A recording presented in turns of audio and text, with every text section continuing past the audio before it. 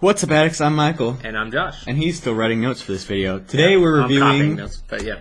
Danmachi, Volume 12. Yeah. We had a speculation video. We were right about some things. Yeah. We were wrong about a lot of other things. Well, in our defense, the author kind of threw us for a loop in the description and then what was actually in the volume. But we're going to get into that, starting with just a little sneak peek about what happened. This is a very dungeon heavy, I think.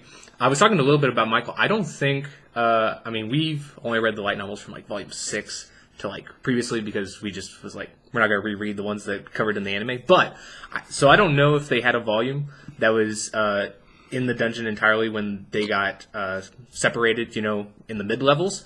But in this one, I believe this is the only one that we see fully in the dungeon and them actually having things seemingly together, at least. Yeah, and it looks like they're going to be in the dungeon for quite a while after this as well. Because this does confirm this is the start of a new arc. The author did confirm that in his Aftermath, which kind of surprised for me. I thought this might have been a spinoff, but nope, it's a deal. And there's not much to say other than that. We get to see a lot of questions be answered in the beginning part. We get to see him get his new title, and then we get to see that the guild has issued a expedition for the Familia to do since they got a recent rank up, and we just get to see them go on this first mission into the new world, which is the name for the lower levels.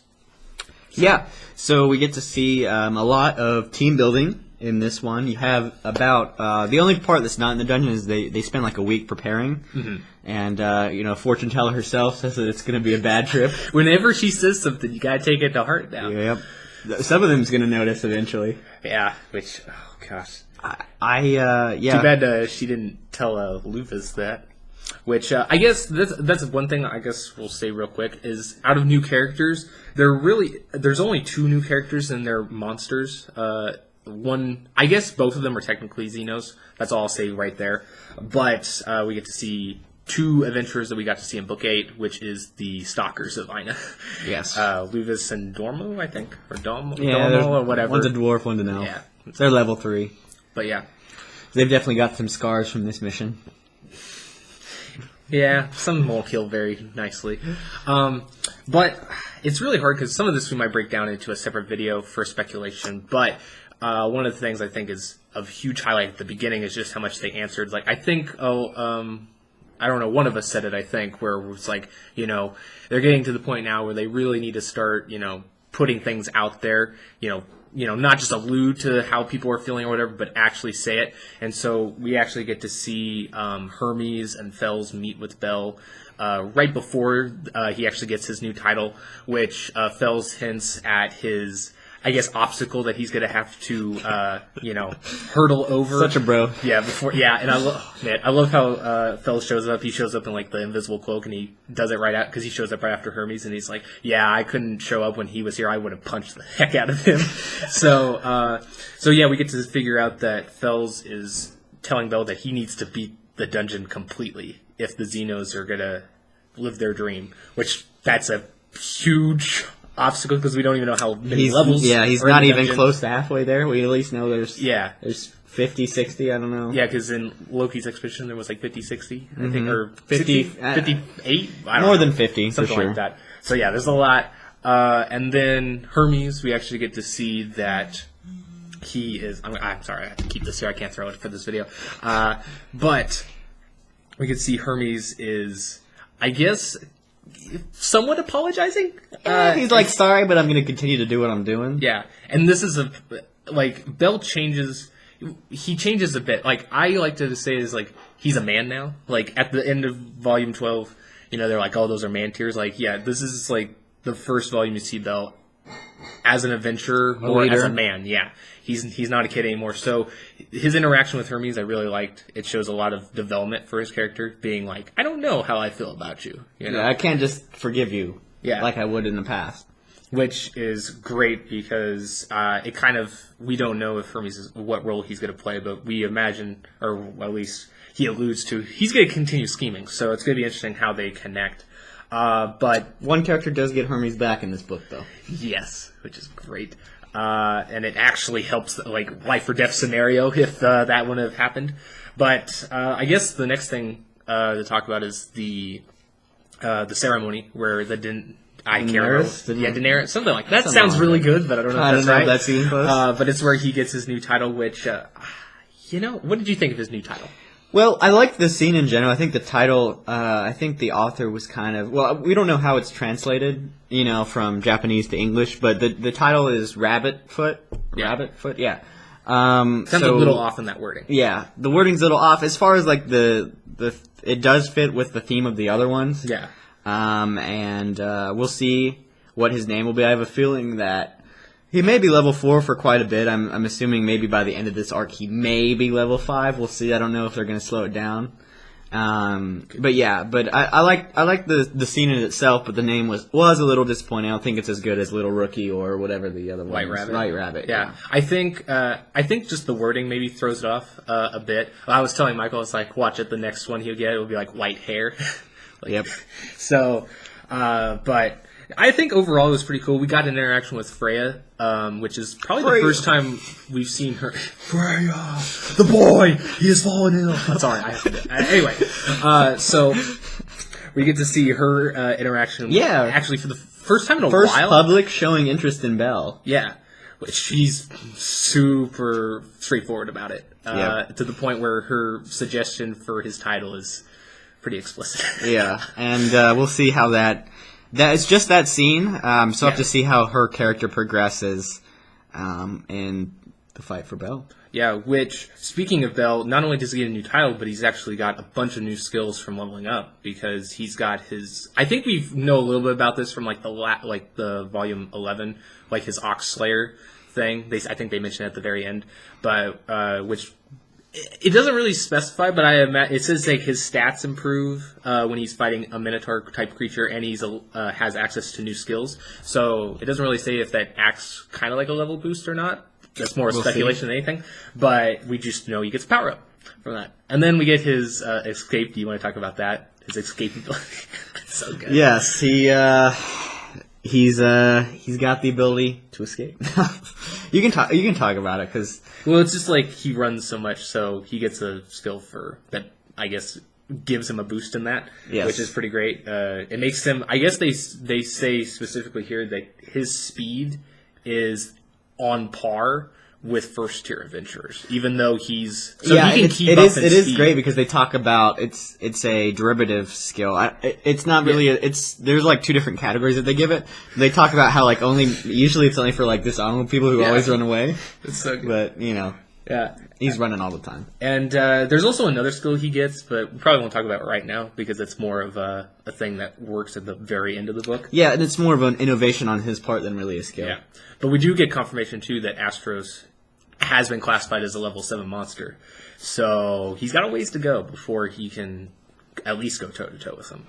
So that's like basically all we get in preparation. There's a few smaller things, but we basically get the expedition party, which they're allowed to have outside members to help them. And so we have all of Hestia Familia, even Heraheim's coming into the dungeon. And then we also have a bit of... I always forget Mikado's god's name. Is it Teike or Miyachi? I think it's Miyachi, isn't it? Sure. Yeah, I don't remember. But we get 2 from them. It's the same ones we saw earlier. It's Oka, or whatever you want to say, and then Gusa? Gusa? Whatever. Hayabusa? That's it. And then we get the former Apollo Familia members, Cassandra and Daphne. Mm-hmm. And then your favorite Amazon. Aisha. Yeah, I think she's the best Amazon in the series. I would, yeah. She's evolved a little bit in this book. That plays, yeah.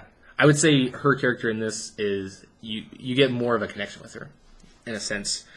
She's more less rapey dating. Yes. more Amazon adventure. So, I guess... We'll start getting into more generalization type thing, and except for like favorite moments, but what'd you think? So I really like the book. It's really self-contained in the dungeon. I liked the villain in this book, really innovating as far as we haven't seen a villain like this, especially post-Xenos anyway. Yeah. And then I really liked how they form party. Lily in this book becomes basically like the commander. Finn. Yeah, she's like the commander. She directs people. And then you have a couple surprises in the end that are amazing. and you actually get a chapter from the villain's perspective. Well, not really a chapter, but some like some like little moments in between, like, and those are really great too. Yeah, man, like this. I feel like this is another one of those volumes in a series where it doesn't reinvent itself, but it kind of I guess just shows you, it goes back to its roots, by still pushing forward. So I mean, in the title, like in the full title name that we never say, is it wrong to pick up girls? I think it goes back to like that. There's definitely girls that he meets in the dungeon.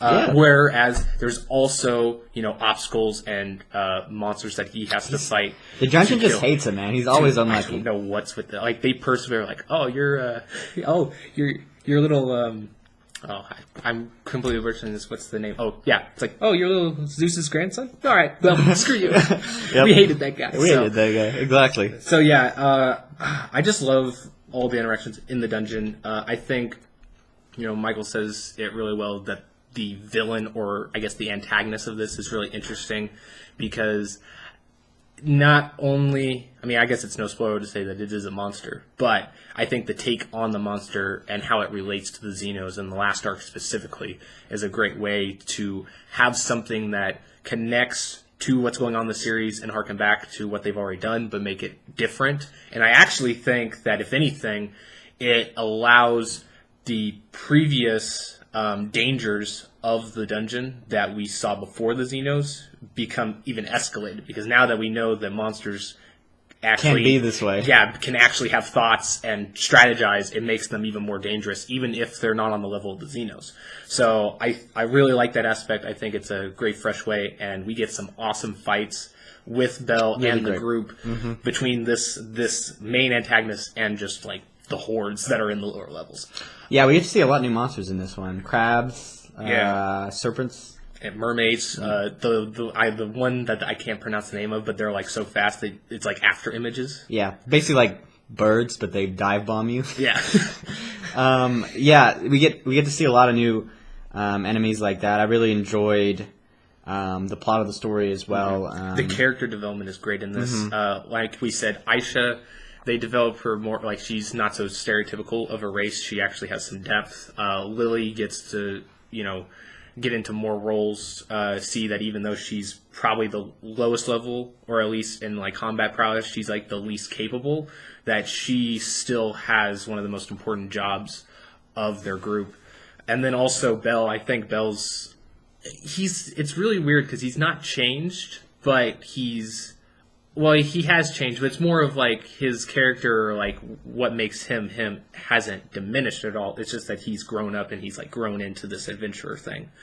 And we get to see that, he's like like up until this point, I think he's been like the underdog, and he still is, in terms of certain things that he goes against, but he's becoming more of like he's on par on their level, Yeah.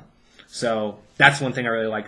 There's a few secrets that we won't go into, but, all I'll say is there's something that happens specifically with, Bell getting new stuff and using it in the final fight, and then also maybe some of their other supporter-type characters doing some things that are just completely blow you away. It blows it wide open. Like, if you've seen any of our speculation stuff, talking about certain skills or whatever, I think, we kind of guessed it, but not to this extent. And I think it's like, wow. It's a real game changer going forward. Yeah, the only other thing I want to mention, so I don't want this to be 30 minutes long, but we were having concerns about how they were going to bring in certain characters back into the series, for specifically the Loki Familia, how they, it felt like there was a big divide with them, and it felt like in the 11th book, he thought about just bringing them all back into the fold, but I like in this book they're not even really mentioned at all. Yeah, and it's so great because I think both of us, it was maybe not the best part of the book, but just one that we like saw and we're like, we instantly love that. Is you get to see that everybody's labeled him as this like hypocrite, and we had the whole discussion with Fells at the very end of Volume 10, and we get to see that Bell's, like he even has a discussion with I think Haraheim, and he's like, yeah, I'm a hypocrite now, and he just owns up, and it's like, oh man, you're just getting to that level of hero that you just can't handle it. Exactly. Yeah, I totally agree with that. So what's your rating? Oh man, honestly, I think this volume I think is in my top 3 out of the series. I agree with you. I really love this book. I think, like Volume 9, I'm sorry, not Volume 9. Volume 10, I gave an FFA because I really wanted to give it a pure ecstasy, but I absolutely couldn't just because I know there's something coming. And I feel like the same way I have to do it too because I feel like there's something else that's going to top this. But this is really good, so I still have to give this an FFA. Like it just, I don't know, everything about it. There's not one chapter or one part of the book that I think slows down or, gets boring or anything. Like, all of it's great. And, you just have a good side story that's relevant. Yeah. I kind of go back and forth on this. I'm not going to say this is the best book, like, bar none. I think you could have a discussion about other books. Mm-hmm. I think this is the most complete book. Like he said, every story, every element was interesting. It was true to the characters. The characters evolved in ways that I was surprised by, but still totally fit in the line of the story. Yeah. So I'm gonna give this one a pure ecstasy. I think that's realistic in how much I enjoyed it, and I finished it in a night. 3 hours. Yeah, I finished it really fast and lost sleep because of it. So that's probably why I can tell how good it is. It's short and sweet. Like you read it. But it's not too short, You're not saying there like, oh, I want more. I mean, you do want more, but it's not like it doesn't feel incomplete. Yeah, the chapters are a little bit shorter than usual. I actually really like that personally because it doesn't. I feel like if you have like a 4 to 8 hour book, it just drags on too much, and this one I think is the perfect length. So please support it. Love this book. Yes, go out and buy it. Yes, if go you're out caught this up. book. We will have a speculation and more discussions concerning Danmachi. So if you want to check those out, please do. I can't believe we have to wait now because this is a March 19th is the next one that comes out, boys. So be sure to come back because we will talk about Volume 13. Maybe even that week. Maybe even that week like we are now. So anyway, guys, we'll see you next time. Later.